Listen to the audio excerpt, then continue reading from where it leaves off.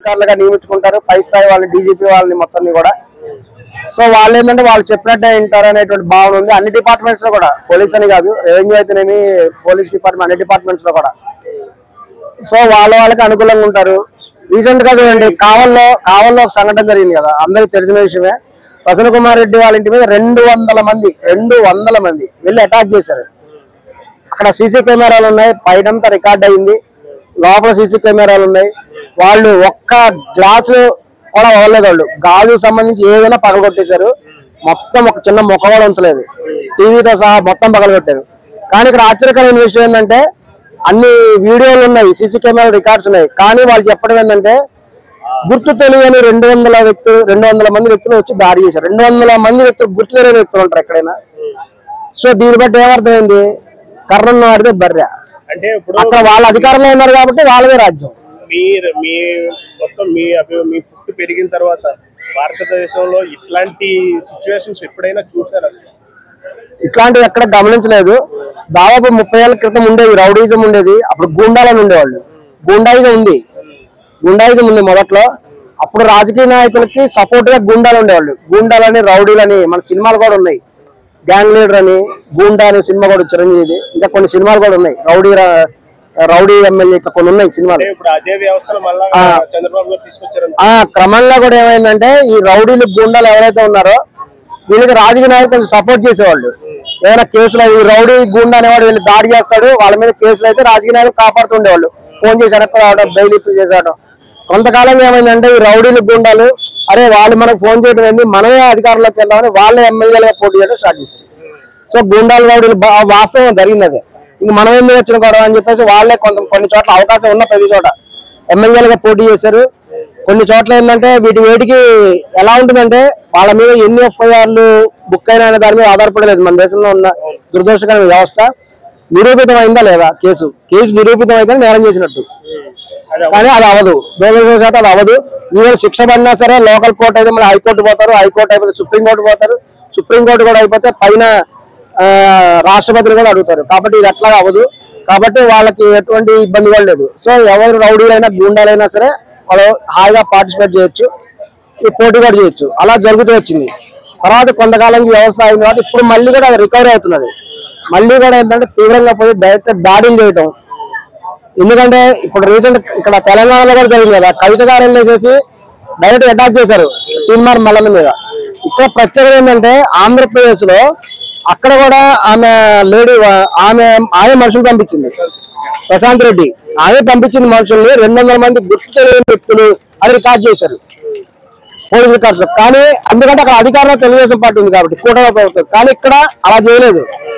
కవిత ధైర్యంగా తెలంగాణ అనే తన విధానాన్ని ప్రవేశపెట్టిందా, వెళ్ళిన వాళ్ళు డోర్తో మేము కవిత దగ్గర నుంచి వచ్చాం బే అని చెప్పేసి వాడిని కొట్టారు. పోయి చేతి మీద ఆల్రెడీ గాయం కూడా అయింది తీన్మార్ మల్లన్నకి. ఇక్కడ తీన్మార్ మల్లన్న అలాంటి మాటలు ఏవైతే ఉన్నాయో అవి చాలా దారుణమైన మాటలు, ఎవరైనా రియాక్ట్ అయ్యే ఛాన్స్ ఉన్నాయి. కానీ ఆంధ్రాలో పక్కన పోలీసులు ఉన్నారు. ఒక వ్యక్తి తెల్ల చొక్కా, పసుపు చొక్కా వేసుకుని గొడ్డును కొట్టినట్టు కొడుతున్నా వాళ్ళు ఏమాత్రం చలించకుండా చూస్తారంటే పరిస్థితులు ఏ సిచ్యువేషన్ లోకి వెళ్ళిపోయినాయి. అవును, అక్కడ ఖచ్చితంగా కూడా జరిగినట్టు కనిపిస్తున్నది. అక్కడ కావాలని జరిగినట్టు కనిపిస్తుంది. ఎందుకంటే సీసీ కెమెరాలు అప్పుడు 200 మంది గుర్తు వ్యక్తి ఎలా వస్తారు, ఒక 2-3, 10 మంది అయితే ముఖానికి ముసుగు తప్పుకొని వస్తే అనుకుంటారు. కానీ 200 మంది బహిరంగ వచ్చినప్పుడు ఖచ్చితంగా రికార్డెడ్ అది. కానీ చట్టం వాళ్ళ చేతిలో ఉంది కాబట్టి వాళ్ళు అనధికార వ్యక్తులు అని చేశారు. ఆ కేసు ఇంకా అవ్వదు ఎట్లా, ఎందుకంటే అనధికార వాళ్ళు ఎవరు తెలియదు అని చెప్పారు కదా, ఇంకా వాళ్ళు వెతుకుతూ ఉంటారు. కేసు అలానే ఉంటుంది, ఎవరి మీద కూడా యాక్షన్ తీసుకోరు అక్కడ. అయితే సార్ నాన్ వేషణ అని ఒక వ్యక్తి ఉన్నాడు కదా, యూట్యూబర్. అవును, సింగపూర్ అక్కడక్కడ ప్రపంచం తిరుగుతాడు. అతను రీసెంట్ మొన్న ఈ రోజు నిన్న అమరావతి అనేది రాంగ్ స్టెప్, చంద్రబాబు గారిది 3 రాజధానులే కరెక్ట్, జగన్మోహన్ రెడ్డి గారే కరెక్ట్ అని చెప్పేసి చెప్పడం జరిగింది. అది ఎలా చూడొచ్చు? ఇక్కడ వాస్తవానికి ఎలా ఉంటుందంటే ఈ రాజధాని అనేటువంటిది ఇప్పటి సమస్య కాదు. అసలు మన ఆంధ్రప్రదేశ్ రాష్ట్రం ఏర్పడినప్పటి నుంచి కూడా కర్నూలు రాజధాని చేయాలని ఒక రకమైన గొడవలు ఉన్నాయి. తర్వాత ఒంగోలు రాజధాని చేయాలని ఒక రకం ఉంది. తర్వాత ఏంటంటే ఇప్పుడు హైదరాబాద్ రాజధాని చేశారు. తర్వాత ఈ గొడవ మొదటి నుంచి ఉంది, ఇప్పటిది కాదు అది. సో ఇక్కడ ఏమైందంటే ఎక్కువ మంది ఆలోచించే విధానం ఏంటంటే హైదరాబాద్ ఎప్పుడైతే విశాలమైన ఆంధ్రప్రదేశ్ రాజధాని అయిందో మొత్తం అభివృద్ధి అంతా కూడా హైదరాబాద్ చుట్టూనే ఉంది. మా ఫ్రెండ్స్ కొంతమంది చెప్పేవాళ్ళు ఇక్కడ రోడ్లు చాలా బాగుంటాయి, నీట్ గా ఉంటాయి, సిమెంట్ రోడ్లు, తార్ రోడ్లు ఉంటాయి. ఇది ఒక లిమిట్ వరకే బాబు, ఈ లిమిట్ దాటి వెళ్తే హైదరాబాద్ చేర అంత పేడ మట్టి పియ్యలు ఇవే ఉంటాయి, ఓన్లీ లిమిట్ వరకే అని చెప్పడం జరిగింది. అది వాస్తవం కూడా. కేవలం హైదరాబాద్ సిటీ వరకు అంత టిప్ టాప్ షోక్ టప్లు అన్ని దాటితే మళ్ళీ పియ్యలు పెంటలు ఇవే ఉంటాయి. సో ఆ విధంగా కాన్సన్ట్రేట్ అంతా హైదరాబాద్ లో జరిగింది అభివృద్ధి. ఆంధ్ర ప్రాంతం వాళ్ళు కానీ ఇతర ప్రాంతం వాళ్ళు కానీ వీళ్ళందరూ కూడా తమ పెట్టుబడులు తీసుకొచ్చి పొలాలమ్మి ఆస్తులమ్మి రకరకాలన్నీ అమ్మేసేసి వచ్చి ఇక్కడికి వచ్చి పెట్టుబడులు పెట్టి ఇక్కడ డెవలప్ చేశారు. ఇక్కడ ఏమైంది, ఏదో రోజు రాగానే మీరందరూ వెళ్ళిపోండి, ఇది మీది కాదని చెప్పడం జరిగింది. కానీ తెలివిగా కాంగ్రెస్ గవర్నమెంట్ అప్పుడు ఏంటంటే 10 సంవత్సరాలు హైదరాబాద్ కామన్ రాజధాని ఉంటుందని చెప్పారు. ఉండటం వల్ల ఏం చేయలేకపోయారు. లేదంటే వీళ్ళందరినీ కూడా ఇండియా పాకిస్తాన్ డివైడ్ అయితే ఎలా కొట్టారో అలా కొట్టేవాళ్ళు ఆంధ్ర వాళ్ళని. అలా చేయడం వల్ల 10 సంవత్సరాలు కామన్ రాజధాని ఉంటే ఏం చేయలేకపోయారు. ఈ విధమైన తీవ్రమైన అవమానం కూడా ఆంధ్రలో ఏర్పడింది. ఇప్పుడు హైదరాబాద్ లో కూడా చాలా మంది హైదరాబాద్ లో ఉండే వాళ్ళు ఎక్కువ మంది ఆంధ్ర వాళ్ళే. వీళ్ళందరూ కూడా వాళ్ళ ఓన్ హౌస్లు ఉన్నాయి, ఇక్కడ వీళ్ళ ప్రాపర్టీస్ ఉన్నాయి, కంపెనీస్ ఉన్నాయి, ఇండస్ట్రీస్ ఉన్నాయి, వీళ్ళు ఇక్కడే స్థిరపడిపోయారు. ఇంకా కానీ ఈ రకమైన ఆలోచన కూడా ప్రజలందరిలో వచ్చింది. ఎందుకంటే ఇప్పుడు మనం అక్కడికి వెళ్ళాం ఆంధ్రప్రదేశ్ దగ్గరికి. ఇప్పుడు ఆంధ్రప్రదేశ్ ఏర్పడింది, అక్కడ రాజధాని ఏం చేయాలి? అక్కడ చాలా మంది చెప్పేది ఏంటంటే ఈ కల్చరల్ డిఫరెన్స్ అనేది ఉంది. ఇప్పుడు ఆంధ్ర అంటే ఆంధ్రప్రదేశ్ ఒకటే కాదు, కోస్తా ప్రాంతం వేరు, రాయలసీమ ప్రాంతం వేరు. రాయలసీమ వాళ్ళకి ప్రత్యేకమైనటువంటి ఆలోచన ఉంటుంది. ఇంకా పేరు కూడా మార్చాల్సింది అనేటువంటి ఆలోచన చాలా మంది. ఏమంటే రాయల ఆంధ్రప్రదేశ్ అనేది రాయలసీమ పేరు కూడా కలిసే విధంగా ఆంధ్రప్రదేశ్ పెడితే బాగుండేది చాలా మంది కూడా భావించారు, రాయల ఆంధ్రప్రదేశ్ అని. కానీ అట్లా రాయలసీమ పేరు కలిసే విధంగా ఆంధ్ర రాయలసీమ 2 ప్రాంతాలు కాబట్టి. కానీ అలా జరగలేదు. ఇప్పుడు ఉమ్మడి రాజధాని అని చెప్పేసి వాళ్ళు అమరావతి అని పెట్టారు. అదేంటంటే మధ్యలో ఉంటుందని చెప్పేసి రైల్వే వీటన్నిటికీ అనుకూలంగా పెట్టడం జరిగింది. అది ఒక దురదృష్టకరమైన విషయం. ఎందుకంటే అక్కడ ఉన్నటువంటి మాగాని భూములన్నీ తీసుకొని మాగాని భూములో కన్స్ట్రక్షన్ చేస్తాం అనేది కరెక్ట్ కాదు. ఇప్పుడు చంద్రబాబు గారు ఒకటే రాజధాని అమరావతి అన్నారు, జగన్ గారు 3 రాజధానులు అన్నారు. వచ్చిన అన్వేషణ ఏమన్నారు, 3 రాజధానులు సపోర్ట్ చేస్తున్నారు. ఆ వీడియో వైరల్ అయిపోతుంది.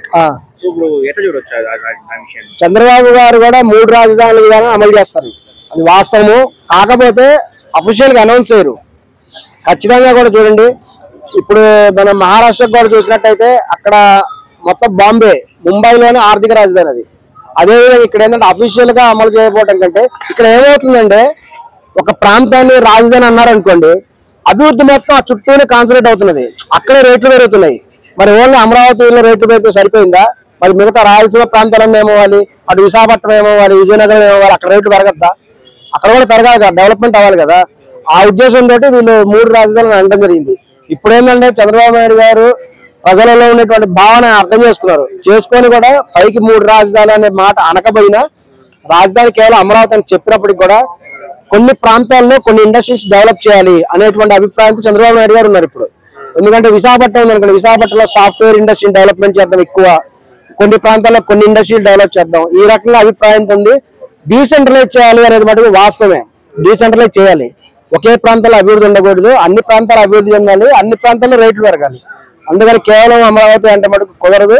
జగన్ అన్న 3 రాజధానులు అంటే మంచిగా అదే 3 రాజధాని అనేది వాస్తవానికి అందులో కొన్ని డ్రాబ్యాక్స్ కనపడ్డాయి.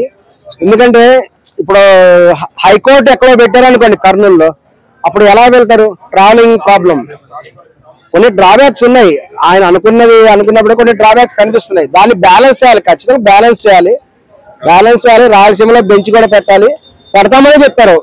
చంద్రబాబు నాయుడు గారు కూడా రీసెంట్ గా కూడా మాట్లాడుతూ కర్నూలులో ఉండేటువంటి హైకోర్టు బెంచ్ అలాగే ఉంటుంది, దాన్ని తీయమని ఆయన అనౌన్స్ చేశారు కూడా.